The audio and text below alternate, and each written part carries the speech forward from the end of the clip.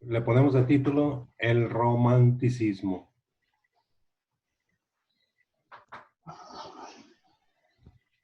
El romanticismo. Ese es el título del tema de hoy día.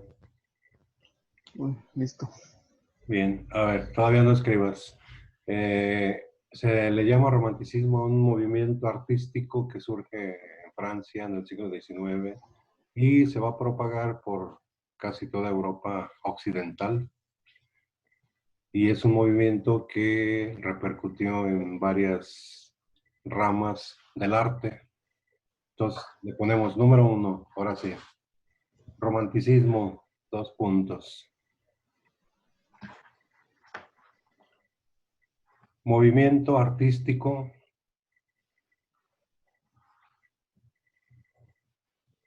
Movimiento artístico que surge en Alemania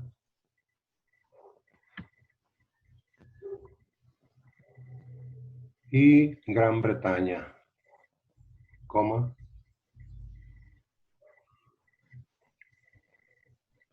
Y Gran Bretaña a finales del siglo XVIII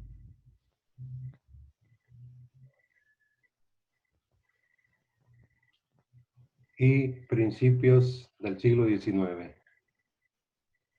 Y principios del siglo XIX.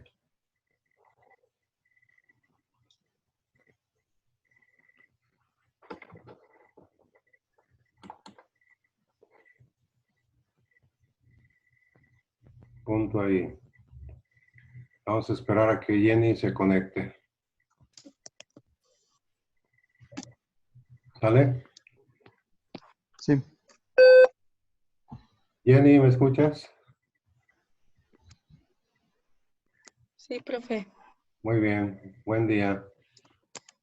Igual, profe. ¿Tienes cuaderno ahí a la mano? Sí. Es que empezamos ahorita el tema que se titula El romanticismo. ¿Sí? El romanticismo.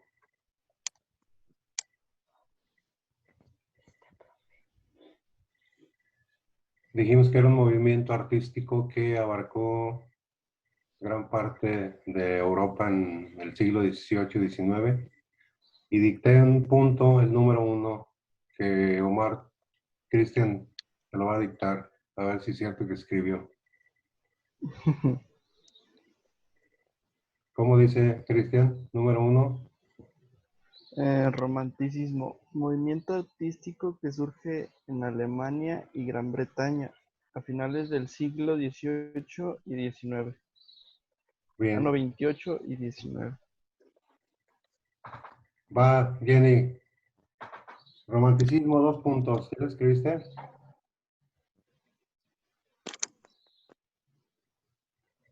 ¿Sí? Movimiento artístico que surge en Alemania y Gran Bretaña.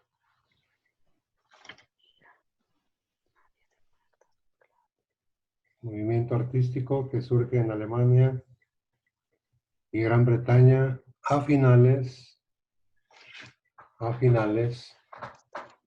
del siglo XVIII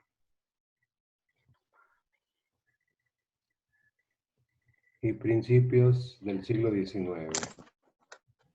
A finales del siglo XVIII y principios del siglo XIX.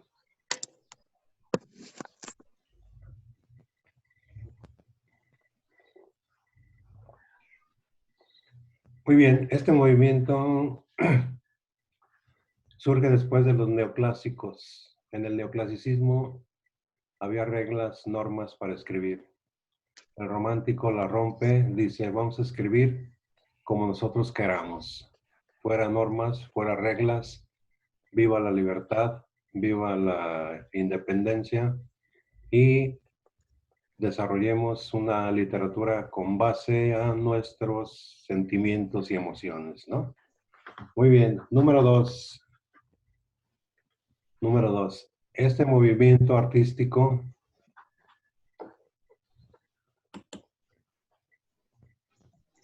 Número 2. Este movimiento artístico se opuso. Este movimiento artístico se opuso al neoclasicismo. Ahí está. Este movimiento artístico se opuso al neoclasicismo.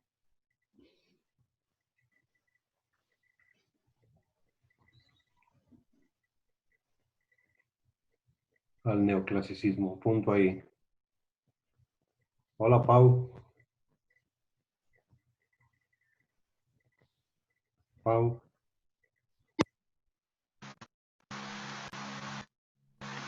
Hola, profe, buenos días. Buenos días. ¿Cómo andas? ¿Con sueño? ¿Cómo? ¿Andas con sueño?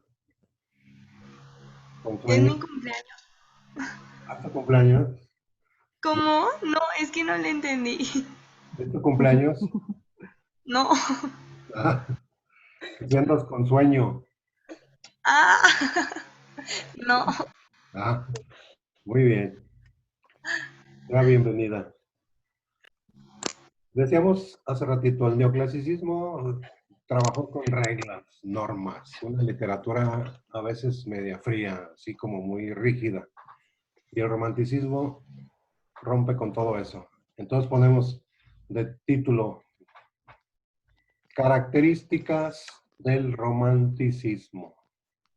Ponemos características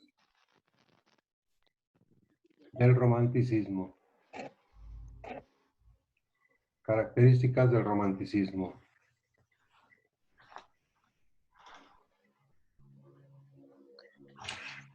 Número 1.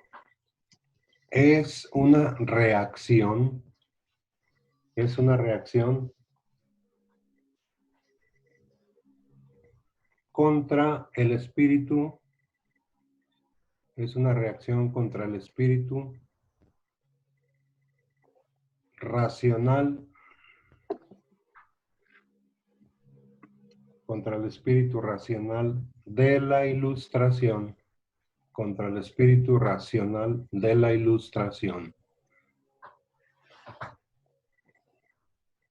Punto ahí.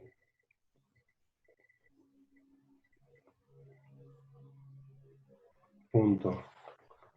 Acuérdense que decíamos que en el neoclasicismo triunfó mucho la razón porque en esos días había un movimiento filosófico llamado el racionalismo, donde todo se sujetaba a la razón, propuesto por René Descartes. Por eso esta literatura neoclásica anterior al romanticismo era así muy cerebral, muy de normas, de reglas. Entonces aquí se rompe con esta característica y aparece el anhelo de libertad.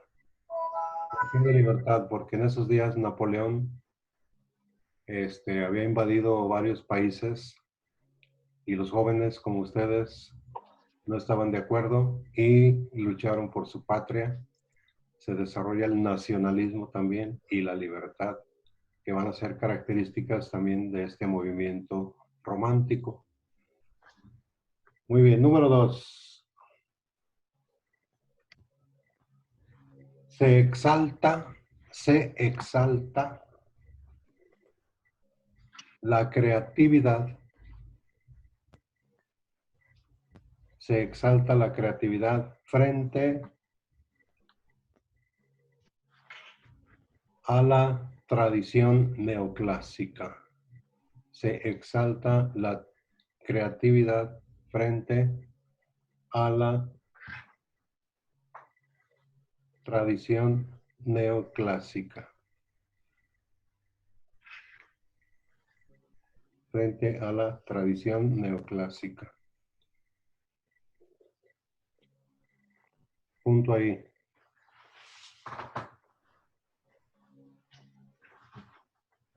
Fíjense bien, dice, se exalta la creatividad. ¿Por qué? Porque los neoclásicos imitaban, copiaban a los clásicos de la Roma y la Grecia. Entonces los románticos señalaron, no, ¿por qué copiar? ¿Por qué imitar? Vamos a crear, vamos a formar una literatura nuestra. Los clásicos ya hicieron lo suyo, dejaron buen legado cultural, pero hasta ahí. Ahora nos toca a nosotros desarrollar una literatura nueva, creativa, y es por eso que rechazan la imitación que tuvieron los neoclásicos con respecto a la literatura antigua. A ver, ¿si vamos bien o si me están escuchando o ya se durmieron? No, sí estoy escuchando yo. Sí, sí. Jenny Todo también. bien. Sí. Paulina, muy bien. Sí, profe. Ok. Número que sigue, espíritu de nacionalismo y libertad. Espíritu de nacionalismo y libertad.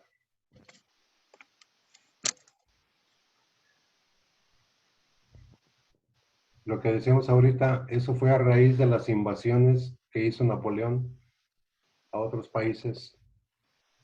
Entonces los jóvenes se rebelan, como que un país nos está invadiendo y está apropiándose de lo nuestro.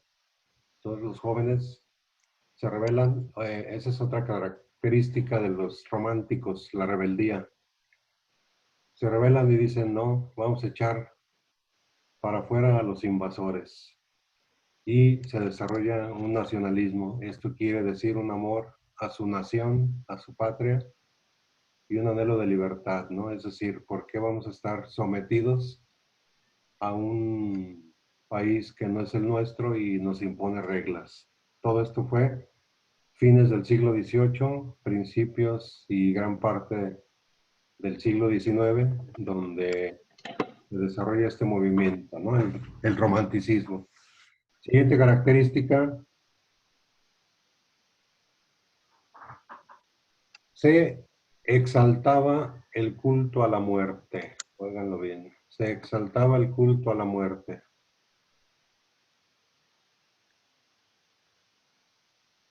Se exaltaba el culto a la muerte.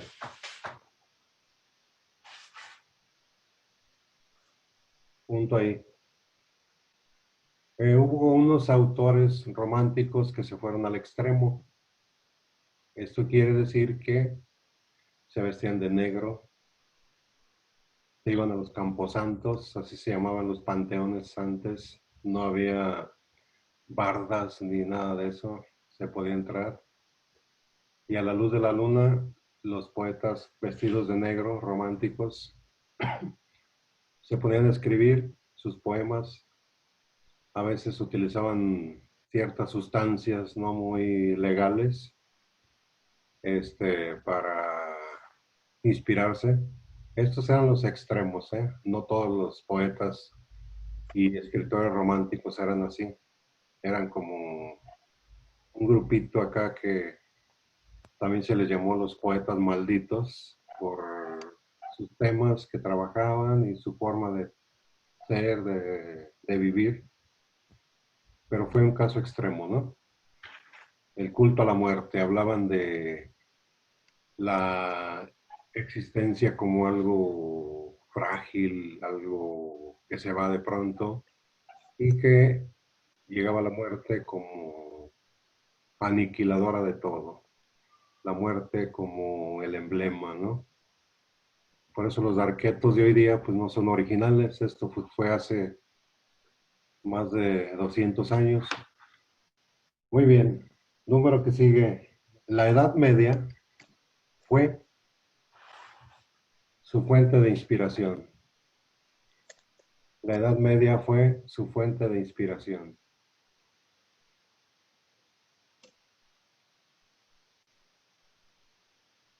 Punto ahí. ¿Por qué la Edad Media, Jenny?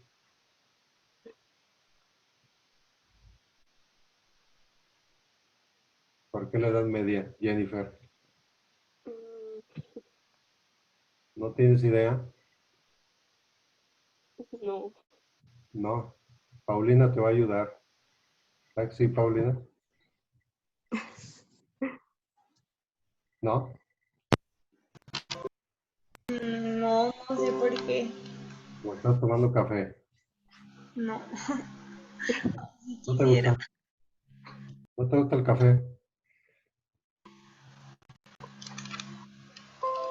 Bueno, la Edad Media fue fuente de inspiración porque acuérdense que en la Edad Media había castillos, palacios, princesas, había leyendas, la princesa encantada, el príncipe guapo que es encantado por una bruja maldita, Ujú. lo convierte en un sapo y tenía que darle un beso así como muy acá y acá a la princesa. Y todo eso lo retoman los románticos para escribirlo en su obra literaria, temas amorosos de la Edad Media. Por eso todavía hasta la fecha la palabra romántico es sinónimo de amor, de amoroso, con temas de amor, porque quedó registrado desde la época medieval que esos amores que se vivían así medio tormentosos, ¿no? Donde había aventuras, obstáculos, duelos, eran los duelos a muerte por una mirada fea, por un desaire. Se golpeaban el pecho con un pañuelo y se retaban a duelo. Había dos formas de batirse a duelo en aquellos días. Uno era con pistola y el otro con espada. Otra vez la influencia de la Edad Media, los espadachines. Se citaban en las primeras horas de la mañana los que se iban a batir a duelo en las afueras de la ciudad no era muy grande, cada uno llevaba a sus padrinos para comprobar que no había traición ni había ventajas y había reglas, se ponían de espaldas, a una señal caminaban ciertos pasos hacia adelante, los dos de espaldas, hacia adelante, y ya que daban esos pasos, volteaban, si era con pistola, pues el que tenía más puntería era el que obviamente ganaba, ¿no?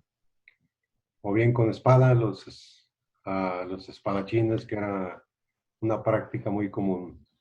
También llevaban doctor en caso de que un duelista quedara herido y se le perdonara la vida, el doctor ahí, si había modo de salvarlo, lo hacía y ya se arreglaban las cuentas, ¿no? Todo esto fue también en la época del romanticismo, cuando se batían por una mujer. ¿Qué tal, eh? Y ahora en secundaria andan correteando al chiquillo como 3 mujeres, ¿no? Muy No. bien. Última característica. Ponemos un culto al yo de los artistas. Un culto al yo de los artistas.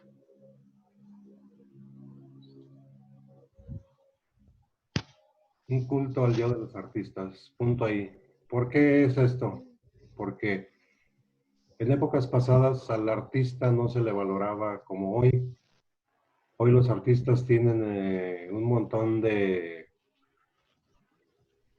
prerrogativas. Prerrogativas quiere decir que ellos escogen un montón de cosas que les hagan, les cumplan. Si no, no actúan, si no, no cantan. Eso viene en los contratos.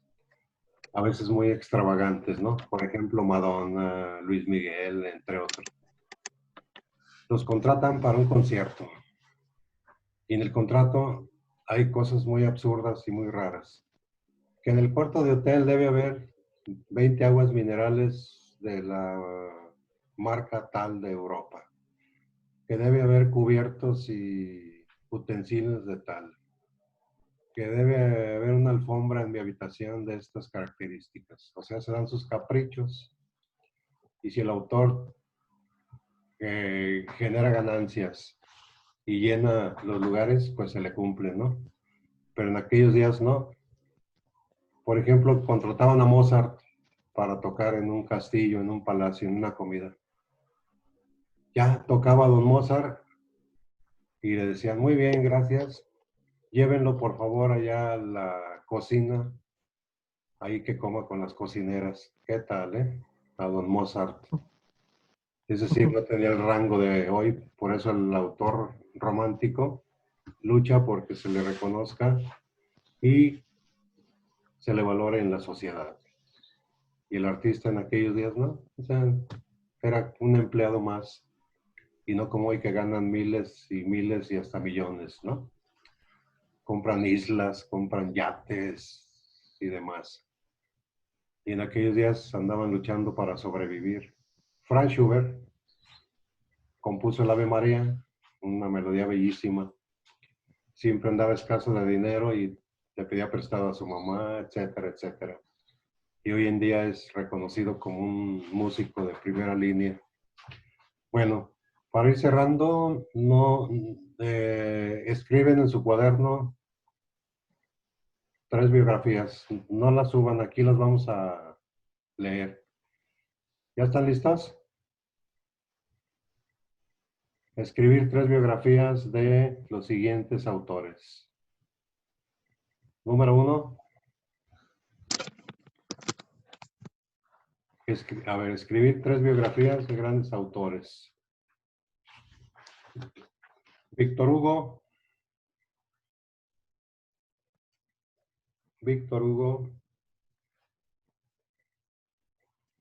Goethe. Se escribe Goethe con TH. Goethe. THE. Goethe. Goethe.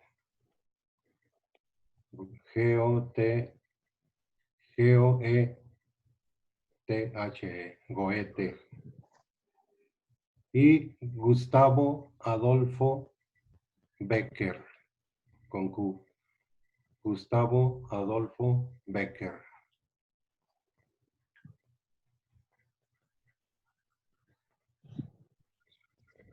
¿Sí? Gustavo Adolfo Becker. ¿Cuál La dijimos? Víctor Hugo, 1. Becker, Gustavo Adolfo Becker. Y Goethe, se escribe Goethe. ok, ya. ¿Sí? En su cuadernito y las leemos aquí, pero sí háganlas para que todo el mundo participemos y no nada más este sujeto, yo, que esté hable y hable y que ustedes participen. ¿De acuerdo? Sí. Sí. Bueno, entonces terminamos por hoy y nos vemos. Hasta luego. Adiós, profe. Hasta luego, profe. Hasta luego.